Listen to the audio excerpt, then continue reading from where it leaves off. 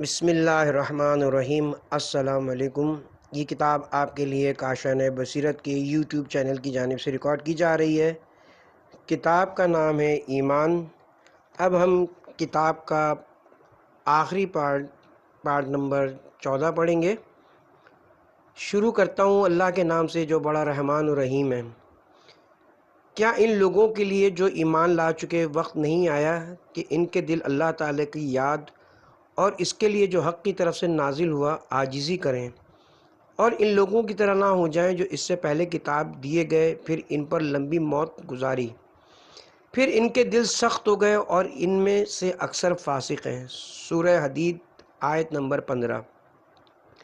آیات اور روایات کے حوالے سے اسلام اور ایمان کے مابین فرق کے بارے میں مختلف بیانات کا سلسلہ اختتام کو پہنچا۔ اسلام کا عام معنی میں فائدہ بدن کی طہارت، صحت نکاح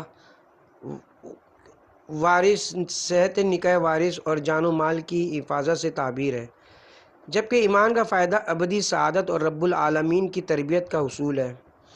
یہ ایمان ہے جو انسان کو بہشت اور اس سے بھی اعلیٰ مقام تک پہنچا دیتا ہے، اور اللہ کی طرف سے رضامندی سب سے بڑی نعمت ہوگی۔ آیت سورہ توبہ آیت نمبر 72۔ اسلام یعنی عقائد حقہ کا قبول کرنا، لا الہ الا اللہ محمد رسول اللہ اور ولایت آل محمد، قیامت اور ضروریات دین کا اقرار۔ ایمان قلبی کے بغیر اسلام میں اخروی فائدہ نہیں پہنچا سکتا۔ تنہا زبان ہے جو کلمہ شہادت کہتی ہے اور بدن عبادتیں انجام دیتا ہے۔ قرآن مجید فرما رہا ہے، اے مسلمانوں ایمان لے آؤ، اس عقیدے سے مومن ہو جاؤ۔ اے وہ لوگوں جو ایمان لا چکے ہو، ایمان لاؤ۔ سورہ نساء آیت نمبر 135۔ اسلام کو قبول کرنے والا آؤ، ایمان لے آؤ۔ جو لوگ اسلام کے دعوے دار ہیں وہ ایمان لائیں اور نفاق سے پرہیز کریں۔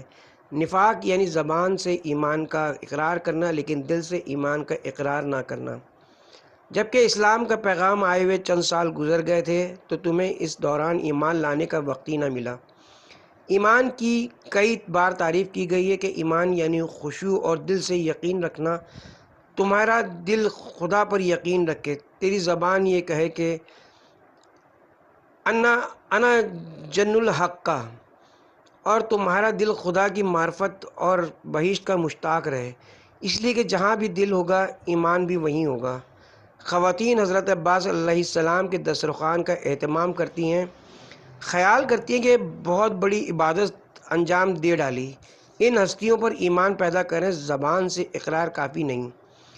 تمہارا دل وہاں چلا جائے جہاں علی ہے، جوار خدا، بہشت تک پہنچنے کی طلب اور علی کی قربت تمہارے دل میں قائم ہو جائے۔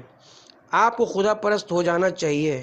زہرا علیہ السلام پر ایمان لے آؤ۔ تم تو فلمی ستاروں اور رقاصاؤں پر ایمان لے آئے ہو، کیا ابھی وہ وقت نہیں آیا جب تم خدا پر ایمان لے آؤ؟ جو کچھ محمد نے کہا ہے سچ ہے۔ اتنا یقین حاصل ہو جائے کہ ایسا محسوس ہو جیسا خود انسان سب کچھ دیکھ رہا ہو۔ نفس پرستی ایمان کی ضد ہے۔ زیارت عاشورہ بھی پڑھتا ہے تو اپنی دنیاوی ضروریات کے لیے۔ السلام علیکہ یا ابا عبداللہ، زبان سے اور دل سے مال و دولت اور خواہشات کو سلام کیا جاتا ہے۔ ساتھ ہی عرض کرتا چلوں کہ میں امور دنیاوی کے لیے ائمہ کے متوسل کا منکر نہیں ہوں، یہ اثر رکھتا ہے اور دنیاوی خاصیت اس میں پائی جاتی ہے، لیکن ہم کچھ اور کہہ رہے ہیں۔ تم دنیا کے دیوانے ہو، دنیا کے مومن ہو۔ اگر تمہیں بعد از موت حیات عالم الاعلیٰ آخرت کا حقیقی ادراک ہو جائے، وہ دستگاہ جس کو رسول خدا اہل بہشت کے لیے ملوک سے تعبیر کر رہے ہیں، تو کیا ہی اچھا ہو۔ مزدور جنت میں۔ ایک اہل معرفت کا کہنا کہ ایک رات میں نے خواب میں عالم واقع بہشت کو دیکھا۔ عجیب کارخانہ قدرت ہے۔ میں نے پوچھا، یہ عظیم دستگاہ کس کی ہے اور اس سلطنت کا مالک کون ہے؟ کہا گیا کہ وہ جو تخت پر بیٹھے ہیں۔ میں نے کہا، کیا یہ ممکن ہے کہ وہ مجھے اس میں دخول کا اذن فرمائیں؟ دربار کے مامور اجازت لینے گئے اور کہا، آپ کو آنے کی اجازت ہے۔ مجھے سلطان سے ملایا گیا، انہوں نے میری تعظیم کی۔ میں نے کہا، میری خواہش ہے کہ آپ کو جان سکوں۔ انہوں نے اپنا تعارف کراتے ہوئے کہا، میں ایک معمولی قلی تھا۔ میں نے سوال کیا، تو پھر اس مرتبے تک کیوں کر پہنچے؟ جواب دیا، میں پابندی سے نماز جماعت میں شرکت کرتا تھا اور لوگوں کے ساتھ معاملات میں کبھی دروغ گوئی، جھوٹ اور خیانت سے کام نہیں لیتا تھا۔ قرآن کی باتوں پر یقین کرو اور اسے دیکھا ہوا تصور کرو۔ خدا قرآن مجید میں ارشاد فرما رہا ہے، ملک کبیر آخرت میں ہے، بعد از موت کیسی خوشگوار زندگی ہے، مومن کے لیے اس کو بیان نہیں کیا جا سکتا۔ قرآن میں خدا تمام کرۂ ارض اور دنیا کو لہو لعب سے تعبیر فرما رہا ہے۔ بازیچہ کھیل کا میدان ہے، دنیا متاع غرور ہے، وہم و خیال ہے، ملک حقیقی بعد از موت مومن کے لیے ہے۔ کیا وہ وقت ابھی نہیں آیا کہ تم ایسے ملک کبیر کے طالب ہو جاؤ؟ سورہ دہر آیت نمبر 19۔ اور جب تو دیکھے گا پھر تو کثیر نعمت اور بڑی سلطنت دیکھے گا۔ اونٹ چرانے والا شہادت کی آرزو کو پہنچ گیا۔ احادیث کی بعض کتابوں میں آیا ہے کہ رسول خدا کے زمانے میں ایک اونٹ چرانے والا غریب شخص تھا، اس کے کانوں میں دعوت محمدی کی صدا پہنچی۔ یہ غریب دوڑا ہوا مدینہ آیا اور پہلی ملاقات میں رسول گرامی سے عرض کیا، میں مسلمان ہونے کے لیے کیا کروں؟ شہادتیں کہوں اور جان لو کہ موت کے بعد عالم آخرت ہے، دار الثواب و عقاب ہے، اعمال و عقائد کی جزا ہے۔ پوچھا اور کیا فرمایا؟ بس بعض مسلمانوں سے کہا کہ اسے کچھ قرآن کی تعلیم دیں تاکہ نماز پڑھ سکے۔ اس دوران ایک غزوہ پیش آ گیا، مسلمان محاذ پر جانے کی تیاریوں میں مصروف ہو گئے۔ یہ بھی جانے کے لیے آرزو مند ہوا، رسول خدا کی خدمت میں پہنچا اور آپ کے قدموں میں آ پڑا، التماس کی، یا رسول اللہ مجھے بھی اس سعادت سے سرفراز ہونے کی توفیق فرمائیں۔ میری خواہش ہے کہ میں بھی خدا کی راہ میں دیگر مسلمانوں کے ساتھ شامل ہو جاؤں، لیکن میں جانتا کچھ نہیں ہوں۔ فرمایا تمہارا کام مسلمانوں کے اونٹوں اور حیوانات کی رکھوالی ہوگا۔ راضی ہو گیا۔ اس غزوے میں مسلمانوں کو فتح نصیب ہوئی، مال غنیمت رسول گرامی کی خدمت میں لایا گیا۔ آپ نے حکم دیا کہ یہ جنگ لڑنے والوں میں تقسیم کر دیا جائے اور ساتھ ہی یہ بھی فرمایا کہ اس اونٹ چرانے والے شخص کو دوسروں کے مساوی حصہ دیا جائے۔ اس کے پاس اس کے حصے کا مال غنیمت لایا گیا۔ اس نے پوچھا یہ کیا ہے؟ کہا گیا تمہارا حصہ ہے۔ کہنے لگا میں نے تو ایسا کوئی کام نہیں کیا۔ تعجب ہے، اونٹ چرانے والے نے یہ مال نہیں لیا ہے۔ رسول خدا کے پاس آیا، آقا میری آرزو یہ تھی کہ شاید اس جنگ میں مارا جاؤں اور بہشت میں چلا جاؤں، مجھے مال کی ضرورت نہیں، اسے مومن کہتے ہیں۔ جبکہ مسلمانوں کی یہ حالت ہے کہ مال دنیا کی خاطر اپنے دین کو فروخت کر رہے ہیں، ان کا ایمان پیسہ ہے، خدا و آخرت نہیں۔ بالآخر اس شخص نے عرض کیا، یا رسول اللہ میرا دل چاہتا ہے کہ مر جاؤں اور اس دنیا سے جاؤں تو میری جگہ بہشت میں ہو، دعا کریں کہ خدا مجھے شہادت نصیب فرمائے۔ حضرت نے دعا فرمائی، خدایا اگر تیرا یہ بندہ واقعی فیض شہادت کا آرزو مند ہے تو اسے شہادت نصیب فرما۔ تھوڑے ہی عرصے بعد ایک اور جنگ چھڑ گئی اور یہ درجہ شہادت پر فائز ہو گیا۔ تہی دست مومن اور ہیرے جواہرات کا صندوق۔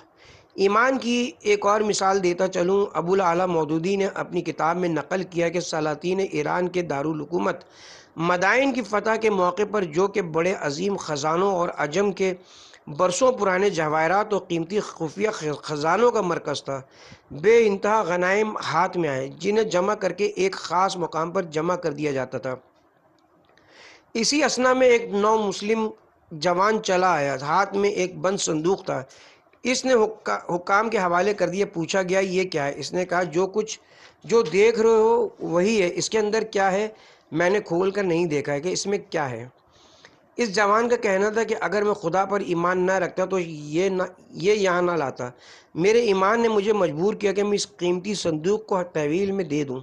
میرے ہاتھ میں جواہرات کا صندوق ہے لیکن خدا حاضر و ناظر ہے، میں کیسے صندوق کھولنے کی جرت کروں؟ یہاں لے آیا ہوں تاکہ تمام مسلمانوں میں برابر تقسیم ہو۔ دیکھیے اس جوان کے دل میں ایمان نے کیسی جگہ کر لی، تہی دست ہے، ضرورت مند ہے، ایسا عظیم خزانہ ہاتھ لگا لیکن اسے قطن نہیں کھولا۔ پوچھا گیا تمہارا نام کیا ہے؟ میرے نام سے آپ کو کیا کام ہے؟ ایک مسلمان ہوں۔ حکام نے کہا کہ نام یوں پوچھا جا رہا ہے کہ تمہارے اس کارنامے کو سراہا جائے، سنہرے حروف سے تاریخ میں تمہارا نام لیا جائے، آج کی طرح ریڈیو، ٹیلی ویژن اور اخبارات اور جرائد میں اسے شائع نشر کیا جائے۔ اس نو مسلم نے جواب دیا، کیا میں نے اپنی تعریف کے لیے آپ کی تحویل میں دیا ہے۔ یہ کہہ کر وہ روانہ ہو گیا۔ اس نے تو اللہ سے معاملہ کیا ہوا ہے، نہ کہ حکام و دیگر لوگوں سے۔ میں نے مخلوق سے تو کوئی معاملہ نہیں کیا۔ میری پرہیزگاری خدا کے لیے ہے، میری تعریف تو خدا کرے گا۔ میں اتنا کم ظرف نہیں ہوں کہ تم سے معاملہ کروں اور ایک شاباشی سے کام چلا لوں۔ کیا ابھی وہ وقت نہیں آیا جب تم خدا کے گرد چکر لگاؤ اور جو کچھ فانی ہے اس سے درگزر کرو؟ سورہ انعام آیت نمبر 76۔ میں غروب ہو جانے والوں کو دوست نہیں رکھتا۔ فانی سے معاملہ کرنے سے کیا فائدہ؟ خدا کے سوا سب کچھ فانی ہے۔ سورہ رحمان آیت نمبر 26۔ سب جو اس زمین پر ہیں فنا ہونے والے ہیں، خواہ کوئی بھی ہو، ہر مخلوق، خواہ وہ پست ہو یا اعلیٰ، بالآخر فانی ہے، لہٰذا اس کے ساتھ معاملہ بھی فانی ہے۔ فانی پر ایمان لائے ہو یا باقی پر، اگر باقی پر ایمان لے آئے تو تمہاری حالت بدل جائے گی۔ دعویٰ کرتے ہیں ایمان کا، مومن ہونے کا، تو یہ سب کیا ہے؟ محال ہے۔ ایمان ہو، زبان پر کنٹرول نہ ہو، ہاتھوں پر کنٹرول نہ ہو، اعضاء پر، جبکہ پتہ ہے کہ ایک چیز کا حساب دینا ہوگا۔ پھر بھی زلیخا بت کا لحاظ کرتی ہے۔ کہتے ہیں کہ جناب یوسف علیہ السلام جب مقام خلوت میں زلیخا کے ساتھ تھے اور وہ آپ کو آلودہ کرنا چاہتی تھی تو اس نے اپنا مقنع ایک چیز پر آویزہ کر رکھا تھا۔ زلیخا کہتی تھی کہ یہ میرا بت ہے اور میں بت کے سامنے تم سے کوئی ایسا ویسا کام نہیں کر سکتی۔ بت پرست ہے لیکن اپنے بت پر ایمان رکھتی ہے۔ سورہ یوسف آیت نمبر 26۔ اگر اس یوسف کا کرتا آگے سے پھٹا ہوا ہو تو وہ زلیخا سچی ہے۔ دیکھیے کیسا لحاظ ہے بت کا، خدا تمہیں دیکھ رہا ہے۔ اگر یہ کہو کہ نہیں خدا مجھے دیکھ رہا ہے تو یہ کفر ہے۔ اصل میں ایمان نہیں رکھتے۔ تمہاری آنکھ دیکھ سکتی ہے، اس کو درست کرو کہ یہ نہیں دیکھ رہی۔ تمہارا کان سن رہا ہے اور کان کا بنانے والا نہیں سنتا، وہ تو تمہارے دل کی تہہ کو بھی دیکھ رہا ہے اور اس کی صدا بھی سن رہا ہے۔ جناب یوسف جوان ہے اور ان پر ایسی خوبصورت اور جاہ و جلال کی حامل عورت عاشق ہے۔ تمام زمین ہموار ہے، بتائیے انہیں کیا چیز روکے ہوئے ہے؟ پروردگار کی بارگاہ میں خضوع و خشوع انہیں برائی سے روکے ہوئے، لہٰذا آپ بھاگ جاتے ہیں۔ اور یہ آپ نے سنا ہے کہ خدا نے بھی ان کی تلافی کس طرح فرمائی؟ زلیخا کی تہمت کو ان سے دفع کر دیا۔ خدا کسی کے کام کو فراموش نہیں کرتا۔ اگر آپ نے ایک لمحے کے لیے خدا کو حاضر و ناظر جان لیا اور حق تعالیٰ کے حضور جھک گئے تو دیکھ لیں گے کہ وہ کیسا شکور ہے اور کیسی قدردانی کرتا ہے۔ پہلی تلافی یہ کی کہ جناب یوسف کی پاک دامنی کو ظاہر فرمایا۔ شیر خوار بچے نے گہوارے میں بولنا شروع کر دیا اور آپ کی پاک دامنی کی گواہی دی۔